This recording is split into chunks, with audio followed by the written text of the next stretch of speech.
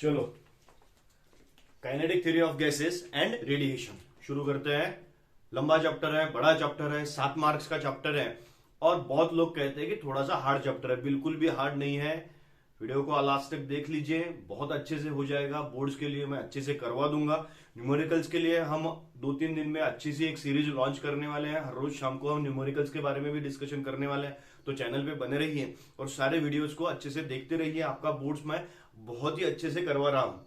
Okay, तो kinetic theory of gas and radiation, वैसे chapter हमारा कितने मार्क्स का है बेटा? 5 to 7 मार्क्स का चैप्टर है। इसमें 2 पार्ट्स हैं। एक पहला पार्ट हमारे पास है काइनेटिक थ्योरी वाला पार्ट, जो आइडियल गैसेस के और रियल गैसेस और आइडियल गैसेस के बारे में डिस्कशन करता है, और बाद का पार्ट है जो रेडिएशन के बारे में डिस्कशन करता है। तो इन दोनों पार्ट्स को मैं आज ही इसी लेक्चर में क्या करने वाला हूं, कवर अप करने वाला हूं। तो सबसे पहली बात, काइनेटिक थ्योरी को जब हम एक्सप्लेन करने के लिए लेते हैं तो हमें सबसे पहले एक टर्म पढ़नी पड़ती है, उसे कहा जाता है बेटा आइडियल गैस। अब आइडियल गैस ये मैं रिवाइज इसलिए कर रहा हूं क्या, ताकि आपको केमिस्ट्री में जो पता है बस उसे एक बार वापस लाया जा सके और फिर हम हमारे एक्सप्रेशन तक जाएंगे, जो एक्सप्रेशन हमारा पहला और इंपॉर्टेंट एक्सप्रेशन है इस पूरे चैप्टर का, और जो पूरे 12th में भी सबसे बड़ा एक्सप्रेशन है। सबसे बड़ा एक्सप्रेशन है वो है pressure exerted by gas molecules on the walls of container. आपको चुटकी बजाते मैं करवा दूंगा, सिर्फ एक बार ये चीजें आप याद रखिए। What is PV is equals to NRT. We know that P is your pressure, V is volume, N is number of moles, R is ideal gas constant and T is absolute temperature. अब ideal gas जब कहा जाता है तो इसका जो collision है वो कैसा कोलिजन है? इलास्टिक कोलिजन है। ओके, इलास्टिक कोलिजन है, यानी initial momentum is equals to कौन सा मोमेंटम होगा? फाइनल मोमेंटम होगा। और आइडियल गैस को फिर से हम क्या कहेंगे कि it satisfies all the assumptions of kinetic theory of gases. अब काइनेटिक थ्योरी ऑफ गैसेस के अजम्पशंस क्या थे कि between 2 collisions gas molecule will travel in straight line, between in any particular structure the collision will be elastic. तो ये सब हमारे पास रहने वाले हैं। तो हम अब इस आइडियल गैस को, हमें एक्सप्रेशन पहला क्या बनता है देखिए, कि अगर हमने इस कंटेनर में, एक कंटेनर में इस गैस आइडियल गैस को रख दिया तो इस आइडियल गैस का इस वॉल्स ऑफ कंटेनर पे क्या फर्क पड़ने वाला है वो हमें क्या करना है, देखना है। एक्सट्रीमली सॉरी बेटा, थोड़ी सी लाइन चली गई थी, इलेक्ट्रिसिटी चली गई थी, इसलिए थोड़ा सा 2-1 सेकंड का हमारे बीच में गैप गिर गया। लेकिन हम हमारे पहले एक्सप्रेशन पर बने हुए हैं। एक्सप्रेशन हमारा है pressure exerted by gas molecules on the walls of container. अपनी नोटबुक निकाल लो, बहुत इंपॉर्टेंट एक्सप्रेशन है, एग्जाम में दिखने वाला है 4 मार्क के लिए। तो अच्छे से हम क्या करेंगे, उसे करवा देंगे। हाँ बेटा, चैनल को लाइक कीजिए, शेयर कीजिए, सब्सक्राइब कीजिए, आपके दोस्तों तक भेजिए। हम न्यूमेरिकल्स और सीईटी भी स्टार्ट करने वाले हैं, तो बने रहिए। चलो, हमारा सबसे बड़ा एक्सप्रेशन हम अब क्या करेंगे, सॉल्व करेंगे। क्वेश्चन है बेटा, obtain an expression for gas molecules on the walls of container. समझ लीजिए टोटल नंबर ऑफ मॉलिक्यूल्स कितने हैं हमारे आइडियल गैस के, n नंबर ऑफ मॉलिक्यूल्स हैं, और एक हमने कंटेनर कंसीडर कर लिया है, 3 डायमेंशनल कंटेनर है। अच्छे से सुनना, 3 डायमेंशनल कंटेनर है जिसका ये हमने सरफेस क्या कर लिया है, शेड कर लिया है। हमें निकालना है कि इस पूरे सरफेस में और इस पूरे कंटेनर में जितने मॉलिक्यूल्स है उतने मॉलिक्यूल्स का इस पर्टिकुलर सरफेस पे कितना प्रेशर अप्लाई होता है। तो प्रेशर अगर निकालना है तो प्रेशर का फॉर्मूला होता है फोर्स अपॉन एरिया। तो उस हिसाब से हम क्या करेंगे, कैलकुलेशंस करने की कोशिश करेंगे। Suppose total number of molecules और total number of atom ideal gas के कितने हैं, n है, और total numbers of molecules on each axis कितने बनेंगे, n/3। क्यों? क्योंकि गैस कैसा है बेटा, आइडियल है, और आइडियल गैस क्या करेगा, सब एक्सिस पे इक्वली डिस्ट्रीब्यूट होगा। यानी हमारा जो एक्सप्रेशन है उसमें ये जो सरफेस S है, उस सरफेस पे जैसे ये फर्स्ट मॉलिक्यूल हमने निकाला है A, ऐसे टोटल कितने मॉलिक्यूल्स जाएंगे वहां पे, n/3 जाएंगे, और n/3 यहां पे कोलाइड करेंगे, प्रेशर अप्लाई करेंगे और रिटर्न आएंगे। तो जाएंगे, प्रेशर अप्लाई करेंगे, रिटर्न आएंगे, यानी क्या होगा, वहां पे एक मोमेंटम का गिव एंड टेक होने वाला है। लेकिन आइडियल गैस है तो उसके कोलिजन कैसे रहने वाले हैं, इलास्टिक कोलिजन रहने वाले हैं। यानी हमने अगर फॉर मॉलिक्यूल सबसे पहले निकाला, मैं अगर कैलकुलेशन करने के लिए लूंगा फॉर मॉलिक्यूल, dp यानी क्या होगा, चेंज इन मोमेंटम होगा। चेंज इन मोमेंटम m1 उसका मास है, c1 उसकी वेलोसिटी कंसीडर कर लेंगे। c1 क्या कंसीडर करेंगे, उसकी वेलोसिटी। तो वो जाएगा, m1 c1 उसका जाने का मोमेंटम हो गया, यानी कौन सा मोमेंटम हो गया, इनिशियल मोमेंटम, और आएगा वापिस तो उसका मोमेंटम कितना होगा। यानी समझ लीजिए हमारे पास इनिशियल मोमेंटम नहीं, सॉरी, इनिशियल मोमेंटम की जगह क्या बनेगा, डीपी यानी चेंज इन मोमेंटम अगर होगा तो वो क्या बनेगा, फाइनल मोमेंटम माइनस कौन सा, initial momentum. Okay, final momentum minus initial momentum. अब डीपी इज इक्वल्स टू हम निकालने की कोशिश करते हैं।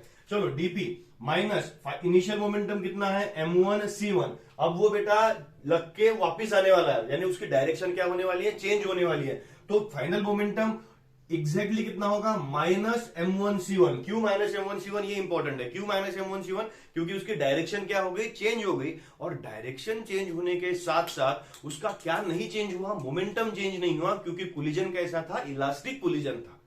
ओके, तो माइनस m1c1 यानी हमारे पास डीपी का इक्वेशन मिलता है, माइनस माइनस क्या हो जाएगा हमारे पास, m1c1 plus m1c1 minus twice m1c1। ये डीपी हो गया किसका, फॉर मॉलिक्यूल। लेकिन तुम्हें कौन सा निकालना है, for surface. For surface this DP will be plus twice m1c1, क्योंकि आपका जो कोलिजन है वो कैसा है बेटा, इलास्टिक कोलिजन है। ओके, तो फॉर सरफेस यानी आपके पास अब डीपी आ गया। भाई डीपी क्यों निकाला है, क्योंकि मुझे पहले क्या निकालना है, फोर्स निकालना है। अब फोर्स अगर निकाल, क्योंकि प्रेशर का फॉर्मूला क्या बनेगा, pressure is equals to force upon area. तो पहले टोटल फोर्स निकालना पड़ेगा, फिर एरिया तो हम इसे स्क्वायर का एरिया डायरेक्टली क्या ले सकते हैं, एल स्क्वायर ले सकते हैं, वो बात नहीं है। तो इसलिए पहले फोर्स निकालना है। तो फोर्स निकालने के लिए हमारे पास दो चीजें कौन कौन सी होती है, पहला फोर्स हम निकाल सकते हैं डीपी अपॉन डीटी। अब दूसरी बात हमारे पास मिल गई कि हमारे पास क्या नहीं है बेटा, टाइम नहीं है।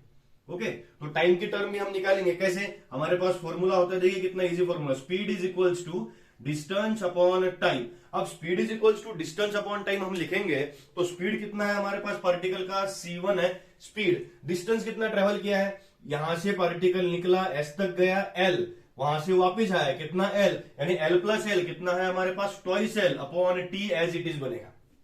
ओके, तो टाइम हमारे पास मिल गया, T is equals to twice L upon c1, ये होगा हमारे पास टाइम। अब डीपी भी है हमारे पास, टाइम भी है, हम एक्सप्रेशन निकाल सकते हैं, हम कैलकुलेशंस कर सकते हैं। Therefore force exerted by first particle, मैं शॉर्ट में लिख रहा हूं, आप उसे लाइन में लिख सकते हैं पूरा, लेकिन मैं न्यूमेरिकल और हमारे पास एक ही बोर्ड पे सारा एक्सप्रेशन होना चाहिए, इसलिए मैं उसे लिख रहा हूं।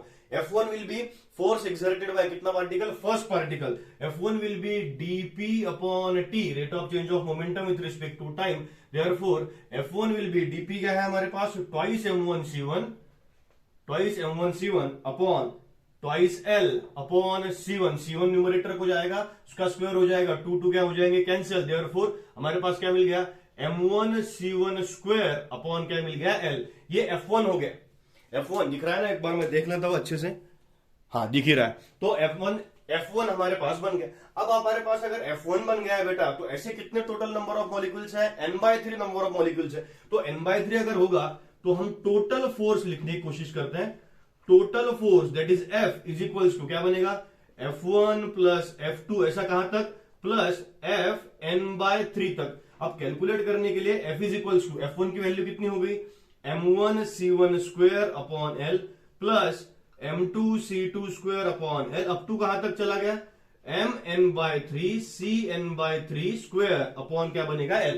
पूरा एक्सप्रेशन तो बैठेगा नहीं, मैं वहां से यहां तक फिर से आऊंगा एक बार। तो यहां से सब तरफ एक चीज गौर करने की बात है, m1 m2 mn/3 these are the mass of each molecules of ideal gas. Same रहेगा ना, because ideal gas has same number of masses और इक्वल मास रहता है सबका। तो हम यहां से कॉमन निकालते हैं, F इज इक्वल्स टू क्या, m upon l in bracket c1 square plus c2 square. अब 2 कहां तक चला गया, cn/3, उसका क्या बन गया, स्क्वायर। ये आपके पास बन गया total force which is exerted by gas molecules on the walls of container. इसे लिख लिए ये बेटिया, इक्वेशन नंबर क्या लिख लिया, A लिख लिया।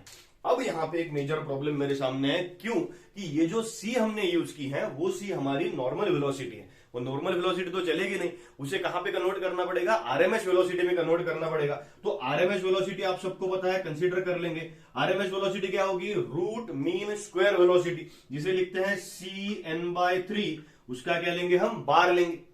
ओके, cn/3 का बार, यानी उसे क्या कैसे लिख सकते हैं, आरएमएस रूट होगा किसका, c1 square plus c2 square. अब 2 कहां तक गया, cn/3, उसका square upon total number of molecules कितना होगा, n/3। Okay, so let us take, हम एक्सप्रेशन बैठा देंगे इस पे। So let us take square to both sides, यानी ये इक्वेशन क्या बन जाएगा, cn/3 और c आरएमएस उसे लिख लेता हूं मैं, ताकि आप कंफ्यूज ना हो, उसे मैं cn/3 लिख लेता हूं।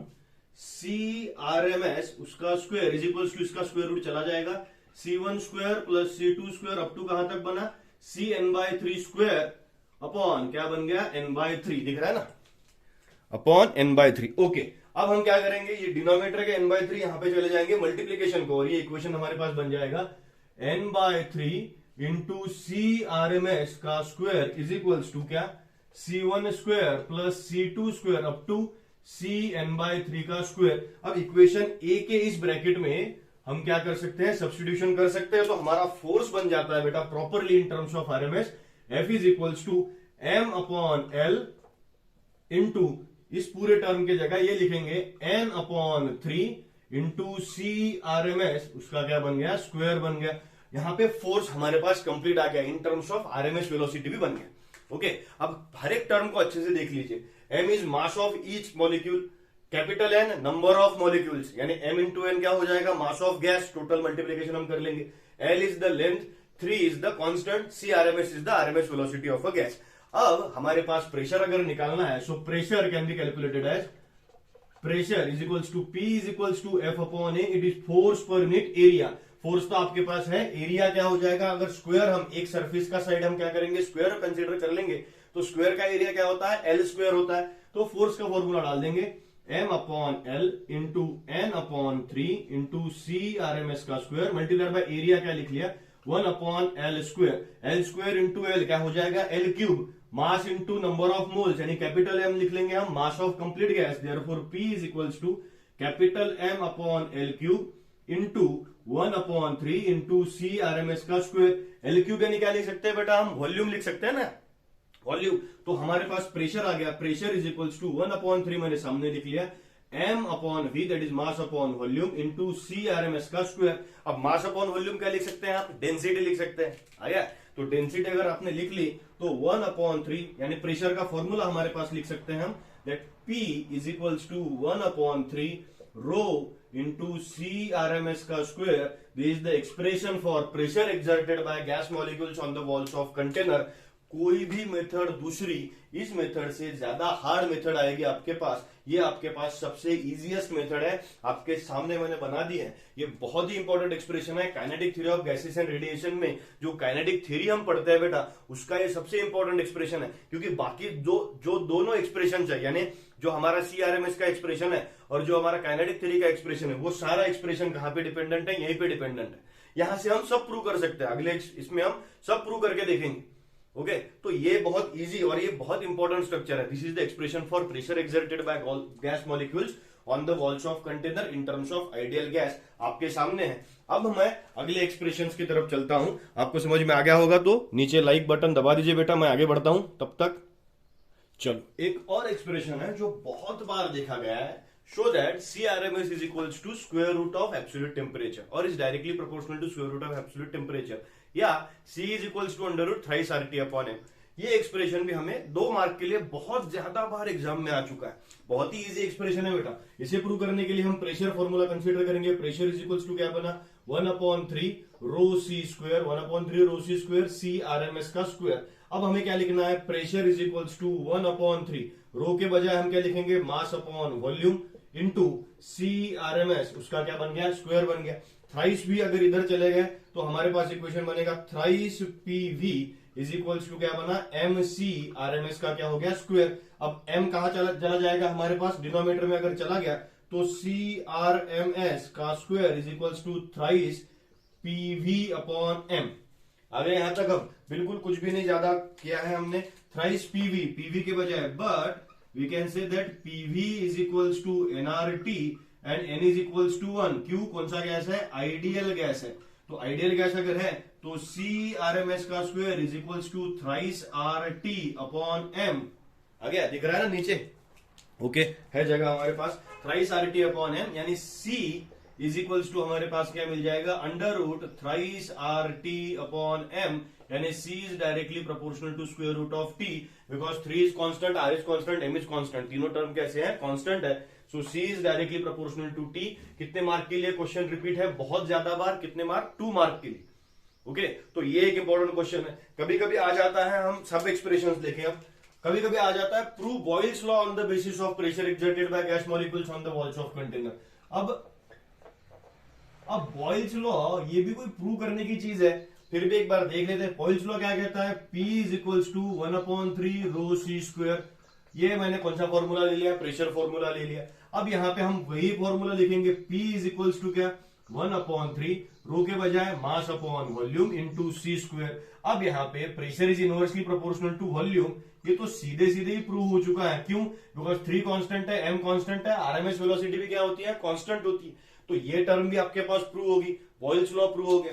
यहाँ पे हम काइनेटिक एनर्जी भी निकाल सकते हैं। आपको लगता होगा कि बहुत ही आसान है, बहुत आसान दोस्तों। काइनेटिक एनर्जी निकाल सकते हैं हम गैस मॉलिक्यूल्स की। कैसे निकाल सकते हैं काइनेटिक एनर्जी, फिर से प्रेशर फॉर्मूला कंसीडर कर लीजिए, P is equals to 1/3 rho C square. अब फिर से यहाँ पे लिखेंगे P is equals to 1/3, rho को लिख लिया मैंने m/v into C square. Okay, अब काइनेटिक एनर्जी के लिए मैंने थ्राइस भी इधर भेज दिया, तो इक्वेशन मिल गया thrice PV is equals to mc square, multiplying both sides by half, because it is 3/2 PV is equals to कितना हो गया हमारे पास 1/2 mc स्क्वायर। अब 1/2 mc square, m is mass, c is velocity, यानी हम क्या लिख सकते हैं kinetic energy. So kinetic energy becomes 3/2 PV। इसी काइनेटिक एनर्जी को लिख सकते हैं 3/2 RT इज इक्वल्स टू कौन सी होगी, काइनेटिक एनर्जी बन गई। इस काइनेटिक एनर्जी को अगर पर यूनिट वॉल्यूम निकालना है तो इसी डिवाइडेड बाय वॉल्यूम कर लेंगे, यानी kinetic energy per unit volume is 3/2 P। इसी काइनेटिक एनर्जी को अगर kinetic energy per unit pressure निकालना है तो 3/2 क्या हो जाएगा, P हो जाएगा। ओके, ये भी बहुत आसानी से हो जाएगा। अगर इस 3/2 RT को हम कैसे करेंगे, पर यूनिट मोल कंसीडर कर लेंगे। पर यूनिट मोल अगर हमने कंसीडर कर लिया तो 3/2 RT अपॉन क्या हो जाएगा, m, this is kinetic energy per unit mole. Okay, R/m can be represented as Boltzmann constant, तो हमारे पास काइनेटिक एनर्जी का एक एक्सप्रेशन और बन जाता है 3/2 into KT, where K is considered to be Boltzmann constant. ये सब कौन से एक्सप्रेशन से निकाल लिया हमने, 1/3 रो सी स्क्वायर के एक्सप्रेशन से। ये आपके पास ये इस पूरे स्ट्रक्चर को हम क्या कहेंगे, काइनेटिक थ्योरी ऑफ गैसेस कहेंगे। दिस इज काइनेटिक थ्योरी की गैस कैसा बिहेव करता है और उसके काइनेटिक्स में कैसा काम होता है। ओके, ये एक स्ट्रक्चर हो गया। अब इसके बाद में जब हम डिस्कशन करने के लिए बैठते हैं तो एक टर्म और है हमारे पास, रेडिएशन की टर्म है। उस रेडिएशन के टर्म की तरफ जाएंगे, उसके हमारे पास 2 से 3 इंपॉर्टेंट क्वेश्चन है जो हमें हमेशा के लिए क्या करने हैं, याद करने हैं। और वो डेफिनेशन ओरिएंटेड स्ट्रक्चर है सारा, उसमें ज्यादा क्या, उसमें एक्सप्रेशन ही नहीं है। और एक्सप्रेशन अगर नहीं है तो उसके डेफिनेशंस में आपको जल्दी जल्दी बता दूंगा, इजीली आपका स्ट्रक्चर क्या हो जाएगा, खत्म हो जाएगा। तो देखते रहिए, रेडिएशन की तरफ चलते हैं। चलो रेडिएशन की तरफ चलते हैं। रेडिएशन में, पढ़ाई में, जिंदगी में हमेशा ये एक लाइन याद रखनी है बेटा, जो ज्यादा एब्सॉर्ब करेगा वो ज्यादा क्या करेगा, इमिट करेगा। ये हमेशा के लिए अपने दिमाग में रट लो, ये ज्यादा एब्सॉर्ब करना है तो ज्यादा क्या करना है, इमिट करना है, ये हमेशा याद रखना है। तो हम इस लाइन को पकड़ते हुए रेडिएशन की तरफ चलते हैं। What is radiation? Radiation is the fastest mode of energy transfer. कौन सा एनर्जी मोड्स ऑफ ट्रांसफर है हमारे पास? एक है कंडक्शन, जिसमें नो पार्टिकल्स आर इन्वॉल्व, सिर्फ एनर्जी इज ट्रांसफर्ड। एक है कन्वेक्शन, जिसमें पार्टिकल्स आर इन्वॉल्व, यानी वाटर का बॉयल होना, it is a convection process. और एक प्रोसेस है जो रेडिएशन है, it is happening at the speed of light, it is taking place at the speed of light. So it is a fastest mode of energy transfer. और इस energy transfer को समझने के लिए बहुत सारे कोएफिशिएंट्स और बहुत सारे लॉज हमारे पास पढ़ने के लिए हैं। तो एक बार उनके तरफ जाते हैं। तो इजी स्ट्रक्चर है, देखो सबसे इजी पार्ट होगा हमारे पूरे 12th में का। हमने एक मटेरियल कंसीडर कर लिया और इस मटेरियल में हम कंसीडर कर लें कि वो क्यू, इतनी एनर्जी क्या हो रही है, इंसिडेंट हो रही है। Q is the amount of energy which is incident. तो कंसीडर कर लीजिए कि Q A is the amount of energy which is absorb, Q R is the amount of energy which is reflected and Q T is the amount of energy which is transmitted. ये चलेगी, ये हो गई reflect, okay, ये हो गई transmit. अब transmitted है, ए यानी क्या है बेटा, एब्सॉर्ब है। आपको पता चल गया होगा कि हमें काम कौन सा एनर्जी का है, एब्सॉर्ब होने वाली एनर्जी का है। तो हम ऐसा लिख सकते हैं कि ये जो क्यू इंसिडेंट हुआ था, इस क्यू को हम लिख सकते हैं that Q is equals to Q A plus Q R plus Q T, क्योंकि ये तीनों में डिवाइड हो गई। If you divide this equation by q, then equation we will get that q upon q is equals to qa upon q plus qr upon q plus qt upon q. okay, तो q upon q will be 1। अब यहां पे ये जो term आ रही है QA upon Q will be represented as A. What is A? A को हम लिखेंगे coefficient of absorption. Okay, plus QR upon Q हो गया R, coefficient of reflection, plus QT upon Q ये हो गया T, which is coefficient of transmission. ये सारे कोएफिशिएंट है. इसको डिफाइन कैसे करेंगे? Amount of energy which is absorb to the amount of energy which is incident, amount of energy which is reflected to the amount of energy which is incident, amount of energy which is transmitted to the amount of energy which is incident. ये हो गया coefficient of absorption, coefficient of reflection, coefficient of transmission respectively. Okay, तो ये भी exam में 2 marks के लिए आया हुआ है. Show that a plus R plus T is equals to 1. देखो कितना आसान क्वेश्चन है, इसको मैंने इसलिए लिख लिया. तो a plus R plus T is equals to 1. अभी तक हम क्या कह रहे हैं कि ये एब्सॉर्ब करने वाली स्ट्रक्चर है. अगर जो ज्यादा एब्सॉर्ब करेगा वो ज्यादा इमिट करेगा, तो रेडिएशन की तरफ तो अभी हम गए नहीं है, हम एब्सॉर्प्शन की बात कर रहे हैं. क्योंकि एनर्जी, क्योंकि रिफ्लेक्ट अगर हो गई तो लॉस ही हो गया ना, ट्रांसमिट हो गई तो लॉस ही हो गया. ऐसी बॉडी फेरी ने बना दी थी. फेरी इज परफेक्टली ब्लैक बॉडी कहा जाता है बेटा. फेरी इज परफेक्टली ब्लैक बॉडी कहा जाता है. क्या कहा जाता है कि उसका कोएफिशिएंट ऑफ एब्सॉर्प्शन कितना है? 1 है. अब कोएफिशिएंट ऑफ एब्सॉर्प्शन 1 है, यानी क्या? रिफ्लेक्शन कितना है? 0. ट्रांसमिशन है 0, because a plus R plus T is equals to 1. यानी इसका मतलब क्या है कि इसने जो बॉडी बनाई थी, ये इस टाइप का उसका स्कीमेटिक रिप्रेजेंटेशन है. मैं थोड़ा सा रैपिडली उसको निकालने की कोशिश कर रहा हूं आपके सामने. ओके, तो इस टाइप का उसने बॉडी बना दिया था. ये डबल्ड वॉल एक थिक लेयर रहेगा. इसकी डायग्राम आपको लिखने के लिए, निकालने के लिए आ सकती है. ये डायग्राम, उसका लेबलिंग हमारे पास 4 से 5 लेबल करने कंपलसरी होते हैं. एक थिक वॉल्ड लेयर है उसका, और इस लेयर को उन्होंने परफेक्टली ब्लैक बॉडी कहा, जिसका कोएफिशिएंट ऑफ एब्सॉर्प्शन 1 है. और हर एक इंसिडेंस पे वो 98% ऑफ हीट क्या करता है? एब्सॉर्ब करता है. इस पूरे डायग्राम का सबसे इंपॉर्टेंट स्ट्रक्चर है ये कोनिकल प्रोजेक्शन, जो एग्जैक्टली ओपनिंग के सामने है. अब इसका फायदा क्या होगा? और अंदर का जो पूरा सेक्शन है वो मैं ऑरेंज कलर से इंडिकेट करूंगा. वो जो अंदर का ये पूरा जो सेक्शन उन्होंने बना दिया था, उसको इन्होंने लैम्प ब्लैक से कोट कर लिया था. किससे कोट कर लिया था? Lamp black. लैम्प ब्लैक क्या स्पेशलिटी है लैम्प ब्लैक की? लैम्प ब्लैक सबसे ज्यादा क्या कर सकता है? एब्सॉर्ब कर सकता है. एब्सॉर्प्शन कोएफिशिएंट उसका 1 है. 100% एब्सॉर्प्शन वो कर सकता है. तो क्या होगा? जब यहां पे एक नॉर्मल इंसिडेंस के जैसा भी एनर्जी अंदर आएगी, तो कोनिकल प्रोजेक्शन की वजह से वो सीधे रिफ्लेक्ट होके बाहर नहीं जाएगी, वो अंदर ही अंदर क्या होती रहेगी? रिफ्लेक्ट होती रहेगी. And after undergoing number of reflections, the whole energy will be क्या? Will be absorb inside the body. And ऐसी एक बॉडी क्रिएट हो जाएगी बेटा, जिसका कोएफिशिएंट ऑफ एब्सॉर्प्शन कितना है? 1 है. ये आइडियल बॉडी है. ओके, ये बॉडी आइडियल है, हम कंसिडर कर सकते हैं. लेकिन ऐसी बॉडीज बनी है, जो बॉडीज क्या है, जो नियरेस्ट जा रही है फेरिस ब्लैक बॉडी के, जिसका कोएफिशिएंट ऑफ एब्सॉर्प्शन कैसा है? 1 है. तो ये एक बॉडी है जो हमें लिखने के लिए 2 मार्क के लिए, सिर्फ डायग्राम के लिए 2 मार्क के लिए, या पूरा एक्सप्लेनेशन लिखने के लिए कि कितने मार्क के लिए आएगी? 3 मार्क के लिए आ सकती है. इसे एक बार अच्छे से, जैसे मैंने बताया, उसको एक बार कर लेना है आपको. जो ब्लैक बॉडी तक पहुंच गया है उसको एक बार समझ में आ गया. हमने पहली लाइन क्या लिखी थी? जो ज्यादा एब्सॉर्ब करेगा वो ज्यादा क्या करेगा? इमिट करेगा. अब हमारे पास एब्सॉर्प्शन के दोनों स्ट्रक्चर्स बन गए. अब हम जाएंगे कहां तक? इमिशन की तरफ. अब इमिशन की तरफ कैसे जाना है, वहां पे एक बार हमें सोचना है. तो इमिशन के लिए हमारे पास एक पावर बन गई थी. उस पावर को कहा गया इमिसिव पावर. Emissive power. अब हमारे पास पूरा सिस्टम कितने स्ट्रक्चर्स में बढ़ गया? 2 स्ट्रक्चर्स में. एक पार्ट हो गया पूरा ऑर्डिनरी बॉडी का, और एक पार्ट हमारे पास कैसा हो गया? पूरा परफेक्टली ब्लैक बॉडी का. तो इमिसिव पावर बहुत ज्यादा बार एग्जाम में आ चुकी है. Emissive power, coefficient of emission, Stefan's law of radiation, and हमारे पास ब्लैक बॉडी स्पेक्ट्रम, ये चारों एक्सपेरिमेंट, और उसके बाद में किरचॉफ्स लॉ ऑफ रेडिएशन. ऐसा हमारे पास अगला स्ट्रक्चर रहने वाला है. 2-2 मार्क के क्वेश्चन यहाँ पे बन जाते हैं. न्यूमेरिकल्स भी यहाँ पे बन जाते हैं. न्यूमेरिकल्स तो हम कंटिन्यू करने ही वाले हैं, वो बात नहीं है, लेकिन ये बहुत अच्छे से हमें करना है, क्योंकि इसके डेफिनेशन वगैरह एग्जाम में बहुत बार दिखते हैं. चलते हैं न्यूमेरिक चलते हैं हम किसकी तरफ? Emissive power of perfectly black body की तरफ. चलो इमिसिव पावर को देख लेते हैं.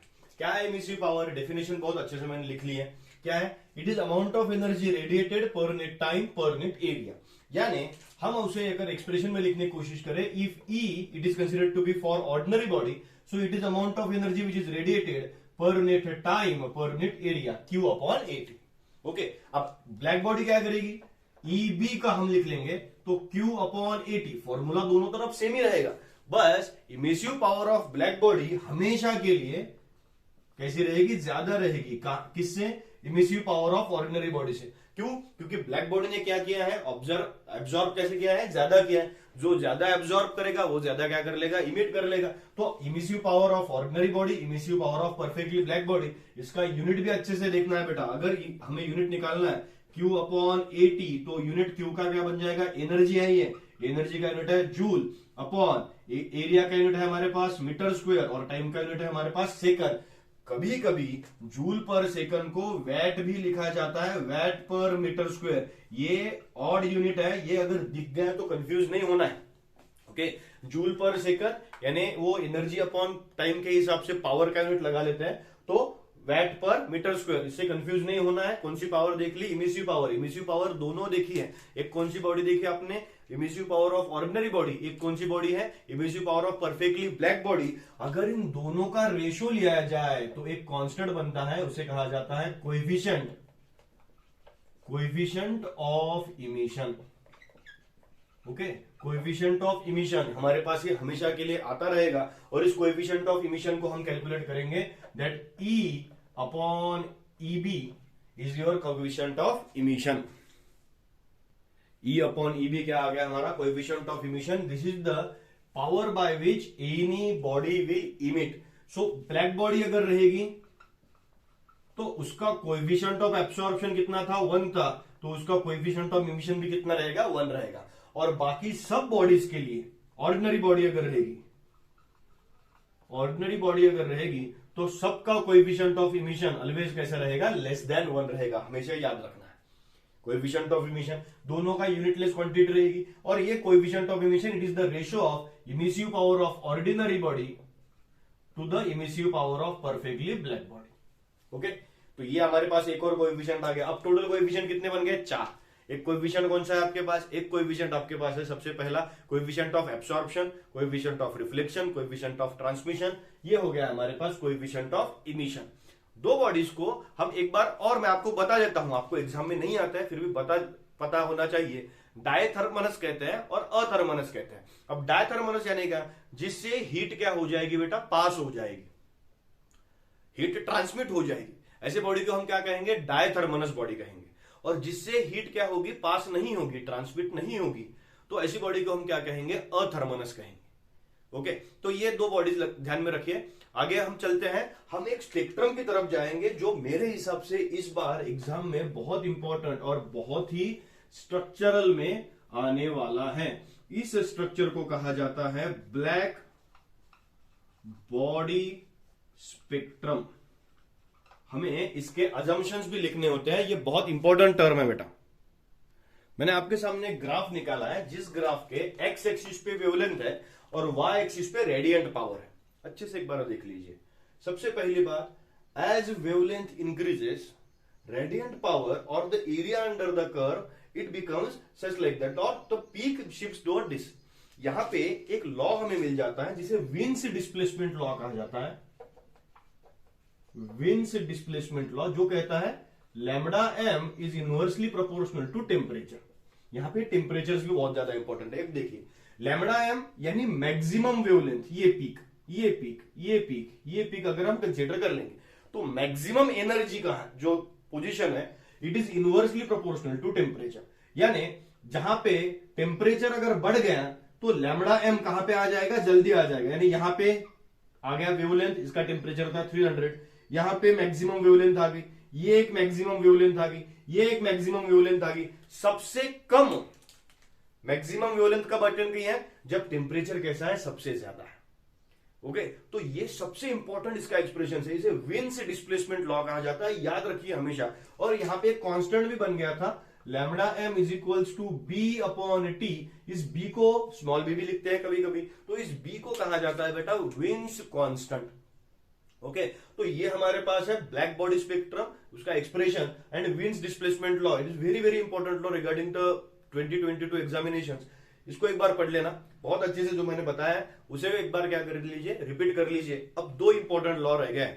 एक लॉ है हमारे पास स्टीफन्स लॉ ऑफ रेडिएशन, उसको आप कहते हैं Stefan's Boltzmann law of radiation, और दूसरा एक लॉ है Kirchhoff's law of radiation. Kirchhoff, हाँ वही क्रिचॉफ है जो करंट इलेक्ट्रिसिटी में voltage law and current law देता है।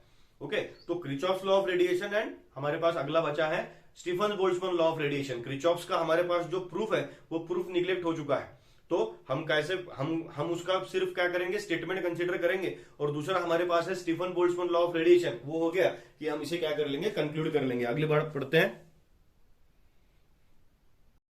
चलो चलते हैं। क्रिचॉफ्स लॉ ऑफ रेडिएशन क्या है? क्रिचॉफ्स लॉ ऑफ रेडिएशन सबसे पहले उन्होंने कंसीडर कर लिया कि कंडीशन कैसी कंसीडर कर लो, आइसोथर्मल।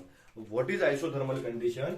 यानी आइसोथर्मल कंडीशन का मतलब होता है delta T is equals to 0, यानी टेम्परेचर कम ज्यादा नहीं हो रहा है and condition and our black body and ordinary body are stable. Okay, black body and ordinary body are stable, ये ऑर्डिनरी बॉडी के लिए कहा गया है। और ये जो बाहर से हमने कोट कर लिया है वो कैसे है, वो हम कह सकते हैं कि आइसोथर्मल कंडीशंस के लिए। एट दिस पर्टिकुलर कंडीशन वो कहते हैं coefficient of absorption is equals to coefficient of emission if temperature is not increasing and decreasing. तो coefficient of absorption is equals to coefficient of emission, ये होता ही रहेगा, ये हमेशा याद रखना है।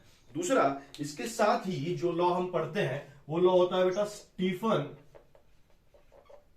Boltzmann law of radiation. Okay, ये अच्छे से देख लेना एक बार। इसे कहा जाता है फोर्थ पावर लॉ। ओके, इस लॉ को कहा जाता है fourth power law. Fourth power law क्यों कहते हैं वो भी आपको समझ में आ जाएगा एक ही मिनट में, क्योंकि इसमें जब जब हम कैलकुलेशंस करते हैं तो टेम्परेचर की फोर्थ पावर आती है। इसका मतलब होता है कि for perfectly black body EB is directly proportional to T raise to power 4। अब समझा नहीं हमें, ईबी क्या है? Emissive power of perfectly black body. Okay, emissive power of perfectly black body यानी हम इसे क्या कह सकते हैं, it is rate of radiation. Okay, कोई कोई किताब में इसे रेट ऑफ रेडिएशन भी कहा जाता है। तो रेट ऑफ रेडिएशन कहिए या ईबी कहिए, one and the same thing. And EB is directly proportional to T raise to power 4, fourth power of absolute temperature. इसे कांस्टेंट में लिखेंगे, EB is equals to sigma T raise to power 4। This sigma it becomes Stefan's constant. Stefan's constant इसका unit, अब इसे हम फिर से एक बार कैसे लिख सकते हैं, ईबी को हम लिखेंगे Q upon AT is equals to sigma T raise to power 4। ये हमारे पास टाइम है, ये हमारे पास टेम्परेचर है। सिग्मा का यूनिट 2-3 बार पूछ लिया था उन्होंने, तो sigma is equals to we can get that Q upon AT T raise to power 4, यानी यूनिट बनेगा जूल पर। एरिया बन गया मीटर स्क्वायर, ये बन गया सेकंड, ये बन गया केल्विन रेज टू पावर 4। याद रखना हमेशा ये बात, सिग्मा का यूनिट बनाना है, याद नहीं करना है, याद नहीं करना है। याद अगर करोगे तो गलत हो जाएगा। इसको अगर ऑर्डिनरी बॉडी को हम अप्लाई करेंगे ना, ऑर्डिनरी बॉडी को अगर हमने अप्लाई कर लिया तो ऑर्डिनरी बॉडी में सिर्फ यहां पे E is equals to small e sigma T raise to power 4 add हो जाएगा, क्योंकि हमें E क्या होगा, सॉरी स्मॉल e क्या हो गया हमारा, कोएफिशिएंट ऑफ इमिशन हो गया। ओके, तो ये आखिरी में मुझे एक छींक आ गई तो सॉरी उसके लिए, लेकिन E is equals to E sigma T raise to power 4, ये हमारा एडिशन उसमें हो जाएगा। ये एक टर्म आपके पास थी, मैंने आपको सारा एक बार फिर से करा दिया था। Kinetic theory of gases and radiation अब हमारा क्या हो गया, पूरा हो गया। ये अब एक बार कर लीजिए। न्यूमेरिकल्स तो मैं वैसे ही लेने वाला हूं, आपका मार्क नहीं जाएगा एग्जाम में। और बाकी सारे स्ट्रक्चर्स के लिए चैनल को आप बहुत अच्छे से लोगों तक पहुंचाइए बेटा, हमें भी हेल्प की जरूरत है। तो सब्सक्राइब कीजिए एंड शेयर कीजिए अपने दोस्तों के साथ में जो पढ़ना चाहते हैं। Thank you.